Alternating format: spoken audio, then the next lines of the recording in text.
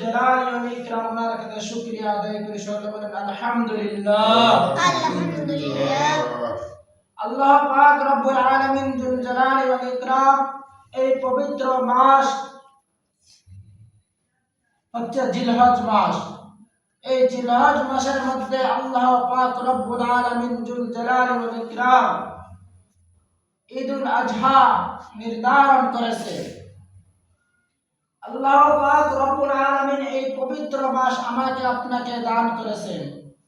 এই পবিত্র মাস দান করার পরে শুধু তাই নয়, এই পবিত্র মাসে আমাকে আপনাকে আল্লাহ তাআলার খাস বান্দা হিসেবে কবুল করে। ইসমাঈল আলাইহিস সালাম ওনার পিতা ইব্রাহিম আলাইহিস সালাম ওনার একটি সুন্নাত, যে সুন্নাতটি ছিল কুরবানি করা, সেই এই জিলহজ মাসের মধ্যে আল্লাহ তাআলা আমাকে আপনাকে বরকত দান করেছেন।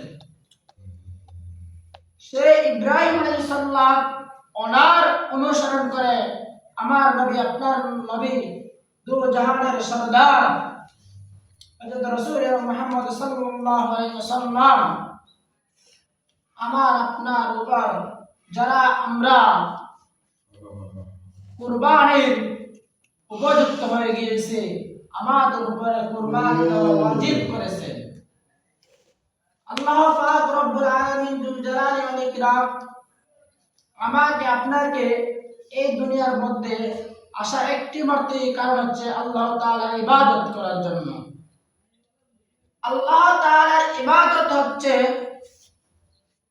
আল্লাহ তাআলা যে বিধানগুলো দিয়েছে সেই বিধানগুলো আমি আপনি যাতে আল্লাহ তাআলা পরিপূর্ণভাবে সন্তুষ্টি অর্জন করতে পারে, সেইভাবে যদি আমরা আমল করতে পারি, তারপরেও আমাদের জন্য, আপনার জন্য, সকলের জন্য অসংখ্য অগণিত নবী রাসূলগণ প্রেরণ করেছেন, যাতে তারা সঠিক দিন শিখায়। আমাকে আপনাকে সঠিক দিনের জন্য অনেক নবী রাসূলগণ পাঠিয়েছে। আর আমার আপনার নবী দু জাহানের সরদার, সর্বশেষ নবী এবং কি সর্বশ্রেষ্ঠ নবী, ওনাকে পাঠিয়েছেন আমার আপনার নবী হিসাবে। আর আমরা উম্মতের দিক থেকেও আমি আপনি সকলে হচ্ছে আমরা সর্বশ্রেষ্ঠ উম্মত। আমরা মুহাম্মদ রাসূলুল্লাহ সাল্লাল্লাহু আলাইহি সাল্লামের উম্মত হয়ে সর্বশ্রেষ্ঠ উম্মত হিসাবে গণ্য করা হয়েছে আমাদেরকে, যাতে আমি আপনি আল্লাহ তাআলার ইবাদত করতে পারি।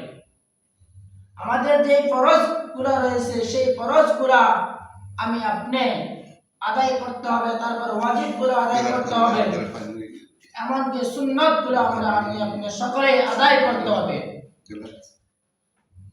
আমাদের সামনে যে কাজটি রয়েছে সেটি হচ্ছে ঈদুল আজহা।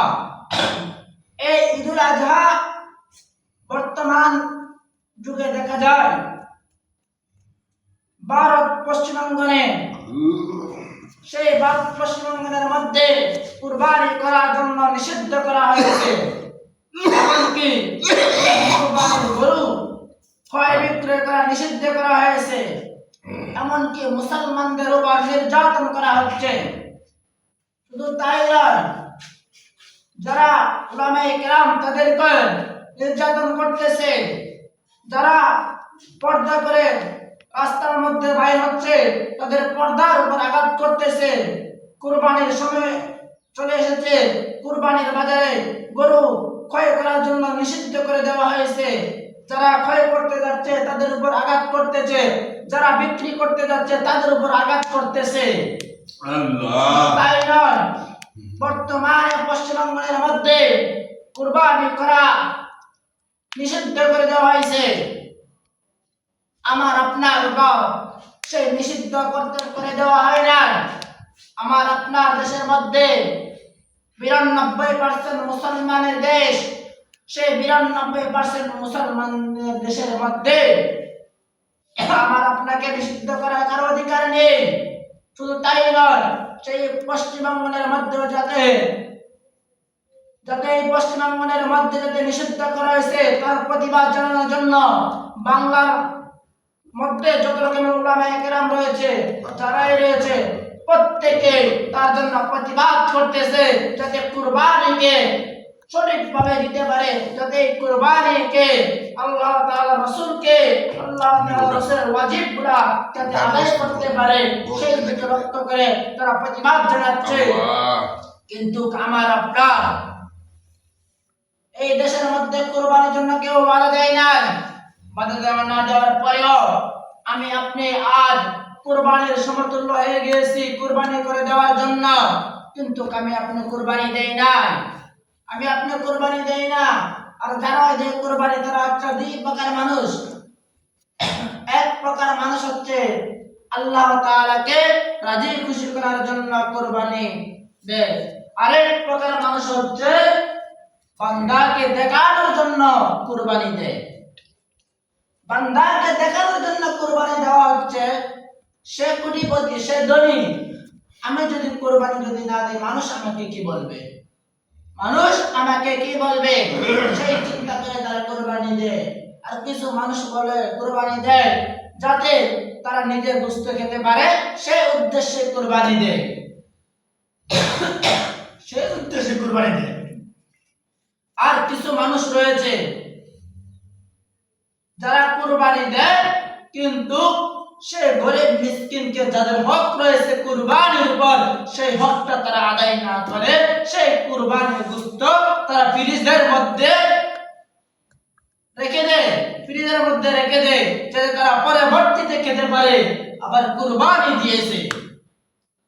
আবার কিছু মানুষ কুরবানি দেয় ঠিক আছে, কিন্তু সে গরিব মিসকিনকে দেয় না, সে তার আত্মীয় স্বজন নিয়ে বসে খেয়ে ফেলে, তাই সে কুরবানি দেয়। হ্যাঁ, আর যারা আল্লাহ তাআলাকে রাজি খুশি করার উদ্দেশ্যে কুরবানি দেয় সেই কুরবানি দেওয়ার সময় সেই কুরবানি একমাত্র আল্লাহ তাআলাকে রাজি খুশি করার উদ্দেশ্যে দেয়। এমনকি সেই কুরবানির গোশতকে 3 বন্টন করে। নিয়ম হচ্ছে কুরবানির গোশতকে 3 বন্টন করা। 1 নাম্বার হচ্ছে সে তার ঘরের মধ্যে রাখবে, দ্বিতীয় নাম্বার ভাগ হচ্ছে সে তার আত্মীয় স্বজনকে দিবে, এবং তৃতীয় নাম্বার ভাগ হচ্ছে সে গরিব মিসকিনদের মধ্যে বিতরণ করে দিবে, গরিব মিসকিনদের মধ্যে বিতরণ করে দিবে। এটা হচ্ছে নিয়ম। তারপরে কুরবানি, এখন হচ্ছে কুরবানি করা যে পশুটা, সেই পশুকে আল্লাহ তাআলার দরবারে যায়, সেই পশুকে আল্লাহ তাআলার দরবারে যায়। এই কুরবানি করা হচ্ছে যারা সমতুল্য তাদের উপর হচ্ছে ওয়াজিব। হযরত আব্দুল্লাহ ইবনে আব্বাস রাদিয়াল্লাহু তাআলা আনহু থেকে বর্ণিত, তিনি বলেন যে নবী করিম সাল্লাল্লাহু আলাইহি ওয়াসাল্লাম বলেছেন যাতে তারা কুরবানির সমতুল্য হয়ে গেলে যাতে তারা কুরবানি দেয়। এখন কুরবানির সমতুল্য হয়ে তারা কুরবানি দেয়, তখন বললেন কেন কুরবানি দেব? তখন বললেন হযরত ইব্রাহিম আলাইহিস সালাম ওনার সুন্নাত ছিল কুরবানি দেওয়া, ওনার সুন্নাত ছিল কুরবানি দেওয়া। সেই কারণে নবী করিম সাল্লাল্লাহু আলাইহি ওয়াসাল্লাম এই আমাদের উপর কুরবানি ওয়াজিব করে দিয়েছে যারা সমতুল্য। তখন হযরত আব্দুল্লাহ ইবনে আব্বাস রাদিয়াল্লাহু তাআলা, হযরত আবু হুরায়রা রাদিয়াল্লাহু তাআলা, বুখারী শরীফের একটি হাদিসের মধ্যে বলা হয়েছে, বুখারী হাদিসের মধ্যে বলা হয়েছে যে নবী করিম সাল্লাল্লাহু আলাইহি ওয়াসাল্লাম বলেছেন কুরবানি দেওয়ার জন্য, কুরবানি দেওয়ার জন্য। আর যখন কুরবানি দেওয়ার জন্য বলা হয়েছে তখন বললেন কুরবানির লাভ কি? তখন বলে কুরবানি দেওয়ার পর যে পশুটা রয়েছে প্রত্যেকটি পশু যতটা রুমা রয়েছে প্রত্যেকটা রুমার ভিতরে নেকি রয়েছে, প্রত্যেকটা রুমার মধ্যে নেকি রয়েছে। এমনকি যে খুর, কলিজা, এমনকি যাগুলা রয়েছে সবগুলার সব জিনিসের নেকি আল্লাহ তাআলার দরবারে আমার আপনার আমল নামা লেখা হয়।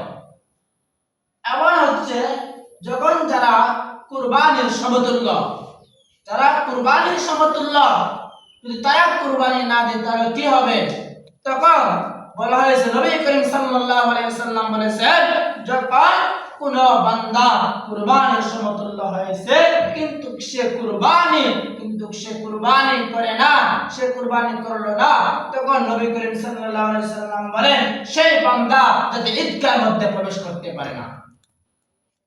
সে কুরবানির সমতুল্য হয়েছে কিন্তু কুরবানি দেয় না, সে কুরবানি না দেওয়ার কারণে বলা হয়েছে সেই ব্যক্তি যাতে সে ঈদগাহের মধ্যে প্রবেশ না করতে পারে। এখন আমাদের কুরবানির সমতুল্য রয়েছে, আমি আপনি সকলে কুরবানি দিতে হবে। কুরবানি দেওয়া হচ্ছে যারা তাদের উপর কুরবানি দেওয়া সমতুল্য হয়েছে তাদের উপর কুরবানি দেওয়া হচ্ছে ওয়াজিব।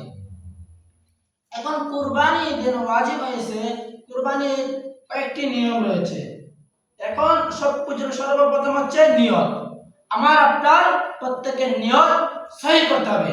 হাদিসের মধ্যে এসেছে আন উমর ইবনে খাত্তাব রাদিয়াল্লাহু তাআলা আনহু قال قال رسول الله صلى الله عليه وسلم انما الاعمال بالنيات। প্রত্যেকটি কাজে নিয়তকে সহি শুদ্ধভাবে করতে হবে। নিয়তকে এমন নিয়ত করতে হবে যে নিয়তের মধ্যে আল্লাহ তাআলা রাজি খুশি থাকে, যে নিয়তের মধ্যে রাসূলকে পাওয়া যায়, যে নিয়তের মধ্যে কুরআনকে পাওয়া যায়, যে নিয়তের মধ্যে নবীর যে সুন্নাহগুলোকে পাওয়া যায়, তার প্রতি আমরা লক্ষ্য রেখে নিয়ত করব। দুনিয়ার মধ্যে মানুষকে দেখানোর জন্য নিয়ত নয়। আমি বলতেছি আমি কুরবানি দিব, 2 লাখ টাকা দিয়ে কুরবানি দিব, 5 লক্ষ টাকা দিয়ে কুরবানি দিব। সুদের টাকা দিয়ে আপনি যদি কুরবানি দেন কুরবানি হবে না। আপনি হারাম টাকা দিয়ে যদি আপনি কুরবানি দেন আপনার কুরবানি হবে না। আপনার হালাল টাকা দিয়ে কুরবানি দিতে হবে। মানুষ আমাকে কি বললো সেই দিকে লক্ষ্য নয়, সেই দিকে লক্ষ্য না করে আপনি কি করেছেন তার প্রতি লক্ষ্য করুন। আল্লাহ তাআলাকে রাজি খুশি করান, এমনকি রাসূলকে যাতে রাজি খুশি করা যায় সেই প্রতি লক্ষ্য রেখে আমি আপনি কুরবানি করব। এই দুনিয়াটা চিরস্থায়ী নয়, এই দুনিয়াটা হচ্ছে ক্ষণস্থায়ী একটা জিন্দেগি। এমন জীবন করিয়া গঠন মরিলে হাসিবে তুমি কাঁদিবে ভুবন। তোমার জীবনকে এমন ভাবে করতে হবে যাতে মরার পর তুমি হাসতে থাকো আর দুনিয়ার মানুষ যাতে তোমার জন্য কাঁদতে থাকে। তোমার জীবনকে এমন ভাবে করতে হবে। এখন আমি আপনি যদি এইগুলা না করি আর এই সুন্নাত ওয়াজিবগুলো যদি না আদায় করতে পারি তাহলে আমার আপনার জান্নাত পাওয়া এত সহজ নয়, জান্নাত পাওয়া এত সহজ নয়। জান্নাতের উপর আমল করতে হবে। আমি আপনি যদি আমল করি তাহলে আমি আপনি আমল করার পর তাহলে জান্নাতে যেতে পারবো। আর আমি আপনি যদি আমল যদি না করি তাহলে আমি আপনি জান্নাতে যেতে পারবো না, আমি আপনি জান্নাতে যেতে পারবো না। এই কারণে আমি আপনি জান্নাত পাওয়ার জন্য আমি আপনি আমল করতে হবে। এখন হচ্ছে জিলহজ মাসের যে গুরুত্ব রয়েছে সেই গুরুত্বের মধ্যে সবথেকে গুরুত্ব জিনিস কি? জিলহজ মাসের 9 তারিখ থেকে 13 তারিখ পর্যন্ত, জিলহজ মাসের 9 তারিখ ফজরের নামাজের পর থেকে জিলহজ মাসের 13 তারিখ আসর পর্যন্ত তাকবীরে তাশরিফ দিতে হবে। তাকবীরে তাশরিফ কি? তাকবীরে তাশরিফ হচ্ছে আল্লাহ তাআলার গুণাবলী।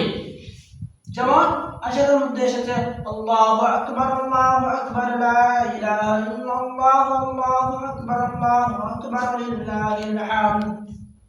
এগুলা হচ্ছে প্রত্যেক পুরুষ মহিলার উপর ফরজ নামাজের উপর পড়া হচ্ছে ওয়াজিব। তাকবীরে তাশরিফ প্রত্যেক ফরজ নামাজের পর সালাম ফিরানোর পর তাকবীরে তাশরিফ পড়তে হবে। তাকবীরে তাশরিফ পড়া, এখন পড়ার নিয়ম কিভাবে? তাকবীরে তাশরিফ যখন আপনি ফজরের নামাজ পড়বেন, জোহরের নামাজ পড়বেন, আসরের নামাজ পড়বেন, মাগরিবের নামাজ পড়বেন, এশারের নামাজ পড়বেন, এই নামাজগুলোর পরে আপনি সালাম ফিরানোর পরে আপনি তাকবীরে তাশরিফ পড়তে হবে। তাকবীরে তাশরিফ এখন কিভাবে পড়বেন? তাকবীরে তাশরিফ কিভাবে পড়বেন? জোরে পড়বেন না আস্তে পড়বেন?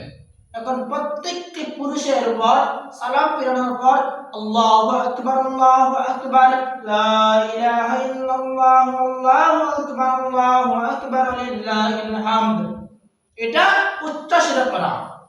প্রত্যেক পুরুষের উপর তাকবীরে তাশরিফ উচ্চ স্বরে পড়া। এমনকি প্রত্যেকটি মহিলার উপর ফরজ নামাজ পড়িয়া সালাম ফিরানোর পর তাকবীরে তাশরিফ এমন ভাবে পড়তো যাতে জুড়েও না হস্তেও না, এমন ভাবে পড়তো যাতে সে নিজে শুনে, এমন ভাবে পড়তো যাতে সে নিজে শুনে। যেমন পড়তে হবে আল্লাহু আকবার আল্লাহু আকবার লা ইলাহা ইল্লাল্লাহু আল্লাহু আকবার লিল্লাহিল হামদ। এটা যাতে সে নিজে শুনে এমন ভাবে পড়তে হবে। কোন এখন একটি মাসালা হচ্ছে, মাসালাটা হচ্ছে অনেক গুরুত্বপূর্ণ।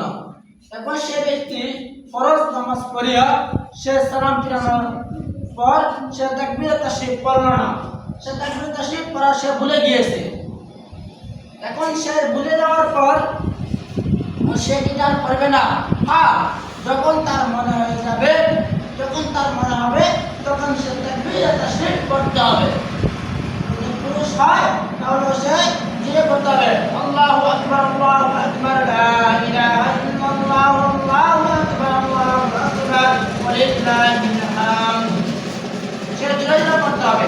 আর মহিলা যখন সে পড়বে, তো সে শহরে থাকুক, গ্রাম অঞ্চলে থাকুক, সে মুসাফির হোক, সে মুকিম হোক, সে ধনী হোক, সে গরিব হোক, সে কি করতে হবে? সে তাকবীর তাশরিফ পড়তে হবে। এখন সে নামাজই পড়লো না, তার নামাজ কাজা হয়ে গেল, তার নামাজ কি হয়ে গেল?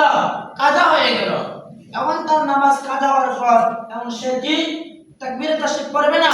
হ্যাঁ, সে যদি কাজা নামাজ পড়ে তারপরে সে তাকবীর তাশরিফ পড়তে হবে,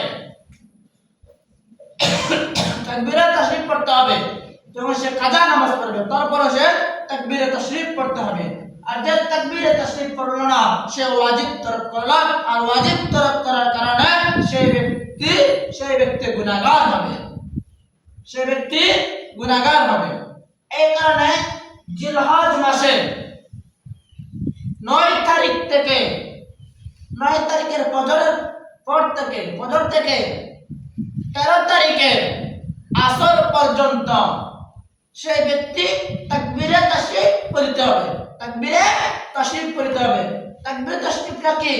সকালে বলবেন তাকবীরে তাশরিফটা হচ্ছে আল্লাহু আকবার লা ইলাহা ইল্লাল্লাহু আল্লাহু আকবার লিল্লাহিল হামদ।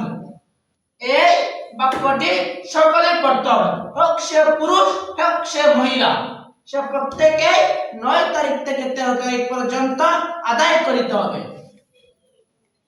এখন হচ্ছে তাকবীরে তাশরিফ আদায় করলো ঈদের দিন। ঈদের দিন সব থেকে গুরুত্বপূর্ণ একটি জিনিস হচ্ছে, ঈদের দিন গুরুত্বপূর্ণ জিনিসটা হচ্ছে মানুষ ঈদের নামাজের সময় হয়ে গিয়েছে কিন্তু সে এখন গোসল করে না, সে এখন গোসল করে না, বা ঈদের নামাজের সময় হয়ে যাওয়ার পরেও কিন্তু সে ঘরের মধ্যে বসে থাকে। তখন সে মসজিদ গায়ে যেতে যেতে তার ঈদের নামাজ শেষ হয়ে যায়, ঈদের নামাজ শেষ হয়ে যায়। সব থেকে গাফলতি জিনিস হচ্ছে এই জিনিসটা, এটা ঈদের সময় যায় কিন্তু ঈদের নামাজ পড়ে না। এমন মানুষ রয়েছে যারা ঈদের দিন সে 5 ওয়াক্ত নামাজ তো পড়ে না, ঈদের দিনে সে নামাজ পড়ে না, সে ঈদের দিনও নামাজ পড়ে না। তার মতো নাফরমান এই দুনিয়ার মধ্যে আর কেউ নেই। এই কারণে আমরা কুরবানি করব একমাত্র আল্লাহ তাআলাকে রাজি খুশি করার উদ্দেশ্যে, রাজি করে খুশি করার উদ্দেশ্য, কোন দুনিয়ার মানুষকে দেখানোর জন্য না। এখন আমি আপনার যদি মানুষের দেখানোর জন্য করি তাহলে এটা আমার আপনার সেই কুরবানি জায়েজ হবে না, এমনকি সেই কুরবানি আল্লাহ তাআলার কাছে গ্রহণযোগ্য হবে না। 5 লাখ টাকা দিয়ে কুরবানি করলাম, 10 লাখ টাকা দিয়ে কুরবানি করলাম, কিন্তু আমার আপনার নিয়ত হচ্ছে মানুষকে দেখানোর জন্য, তাহলে সেই কুরবানি হবে না। আমি আপনার কুরবানি করলাম ফ্রিজের মধ্যে মাংস ঢোকানোর জন্য, সেই কুরবানি হবে না। আমি আপনি কুরবানি দিলাম মানুষ আমাকে বড় লোক বলবে সেই উদ্দেশ্যে নয়। আমি কুরবানি দিলাম আমি হচ্ছি এমপি, মন্ত্রী, চেয়ারম্যান, প্রধানমন্ত্রী সেই দেখানোর জন্য নয়, একমাত্র আল্লাহ তাআলাকে রাজি খুশি করার উদ্দেশ্যে কুরবানি দেওয়া। সেই নিয়ত আমার আপনার উপর থাকতে হবে। এখন কুরবানি বাটার নিয়ম তো হচ্ছে 3টি। এক হচ্ছে নিজের ঘরের মধ্যে, দ্বিতীয় হচ্ছে আত্মীয় স্বজনের জন্য, তৃতীয় হচ্ছে গরিব মিসকিনদের মধ্যে বিতরণ করে দেওয়া। গরিব মিসকিনদের মধ্যে বিতরণ করে দেওয়া। এখন হচ্ছে গরিব মিসকিনদের মধ্যে বিতরণ করা দেওয়া হচ্ছে, এটা হচ্ছে সবথেকে একটা গুরুত্বপূর্ণ। কিছু মানুষ রয়েছে যারা কুরবানি দিয়ে আগে গোশত নিজে খাবার দাবার করার পর তার ঘরে রান্না বান্না করার পর সেই রান্না বান্না করে খাবার দাবার করার পর সেই গোশতগুলা সে কি করে বন্টন করে।